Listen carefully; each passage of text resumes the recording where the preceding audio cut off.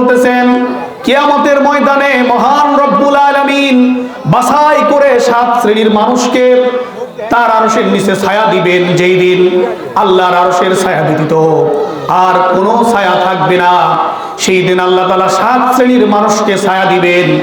1 নম্বরে আল্লাহ তাআলার রাসূল বলেছেন ইমামুল আদেল, অর্থাৎ যেই রাষ্ট্রের শাসক, যেই শাসক অথবা যেই বিচারক ন্যায়পরায়ণ ন্যায়সঙ্গতভাবে রাষ্ট্র পরিচালনা করে, মহল্লার কোনো মাতবর হলে, মহল্লার কোনো চেয়ারম্যান অথবা মেম্বার হলে সেই মেম্বারি করার ক্ষেত্রে অথবা তার বিচার মাতবর হিসাবে বিচার করার ক্ষেত্রে যদি সেই ন্যায়সঙ্গত রায় প্রদান করে, তাহলে 1 নম্বরে ওই ন্যায়পরায়ণ শাসক অথবা বিচারককে আল্লাহ তাআলা কাল কিয়ামতের ময়দানে আরশের নিচে ছায়া দিবেন।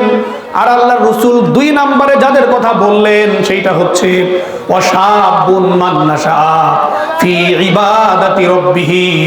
আল্লাহ তাআলা কাল কিয়ামতের ময়দানে ওই সমস্ত যুবকদেরকে ডেকে ডেকে তার আরশের নিচে ছায়া করে দিবেন, যেই যুবকেরা তার যৌবন কালটাকে আল্লাহর ইবাদত বন্দেগী করার মধ্য দিয়ে 5 ওয়াক্ত নামাজ আদায় করার মাধ্যমে এবং কোরআন তেলাওয়াত করার মাধ্যমে আল্লাহর পক্ষ থেকে যত ফরজ ইবাদতগুলো আছে, যত ওয়াজিব ইবাদতগুলো আছে, এইগুলো নিয়মতান্ত্রিকভাবে করার মাধ্যমে এবং আল্লাহর পক্ষ থেকে যেই সমস্ত কাজগুলোকে একজন ঈমানদারের জন্য হারাম হিসাবে নির্ধারণ করে দেওয়া হয়েছে, ওই হারাম কাজগুলো থেকে যারা বেঁচে থাকবে, এই সমস্ত যুবকদেরকে আল্লাহ তাআলা কাল কিয়ামতের ময়দানে তার আরশের নিচে ডেকে ডেকে ছায়ার জন্য তাদেরকে আরশের নিচে ডেকে ডেকে তাদের ছায়ার ব্যবস্থা করে দিবেন। সুবহানাল্লাহ বলেন না একবার।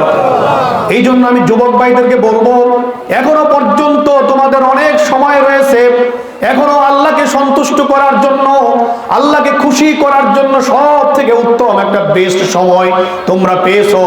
এই জন্য এই সময়টাকে হেলায় অবহেলায় না কাটিয়ে আল্লাহর পক্ষ থেকে যেই বিষয়গুলো আমাদের জন্য খরচ করে দেওয়া হয়েছে, আপনারা সবাই আমাকে একটু বলেন তো, আল্লাহর পক্ষ থেকে আমাদের জন্য যেগুলো খরচ করে দেওয়া হয়েছে এগুলো কি খুব বেশি কাজ? খুব বেশি কাজ বলেন? খুব কষ্ট? এই যে আমরা নামাজ পড়ি, দিনে 5 বার নামাজ পড়ি, এই নামাজগুলো যদি আমরা 5 ওয়াক্ত নামাজটা যদি আমরা একত্রিত করি, মানে এই নামাজগুলো পড়ার জন্য যে সময়টা লাগবে সব মিলিয়ে হিসাব করলে কিন্তু আমার মনে হয় 1 ঘন্টার বেশি সময় লাগবে না। জোহরের নামাজের জন্য একটু বেশি সময় লাগে।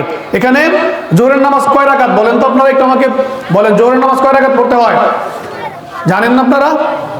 জোহরের নামাজ 10 রাকাত পড়তে হয়, এইটাই সব থেকে বেশি নামাজ, এই ওয়াক্তের নামাজই সব থেকে বেশি। এই জোহরের 10 রাকাত নামাজ পড়তে আমাদের কয় মিনিট লাগে বলেন?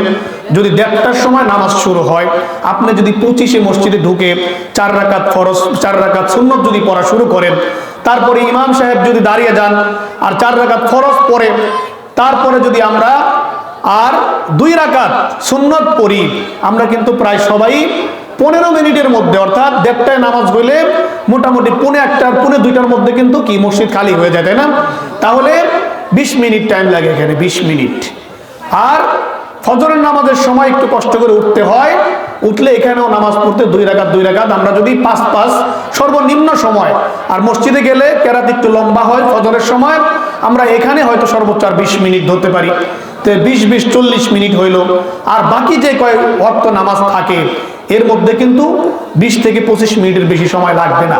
1 থেকে 1.5 ঘন্টা সময় যদি আমরা দিনে আল্লাহর জন্য ব্যয় করি, তাহলে মানুষের জন্য, মুসলিমদের জন্য আল্লাহর পক্ষ থেকে সব থেকে বড় গুরুত্বপূর্ণ যে ইবাদত, সেই ইবাদতটা কিন্তু আমরা আদায় করতে পারতেছি, তাই না? আদায় করতে পারতেছি না? এই জন্য আল্লাহর ইবাদতগুলো করা খুব কঠিন কাজ না। এটা করার জন্য আমাদের দরকার হচ্ছে একটা খালেস নিয়ত। নিয়ত বুঝেন তো? ইন্নামাল আমালু বিন্নিয়াত।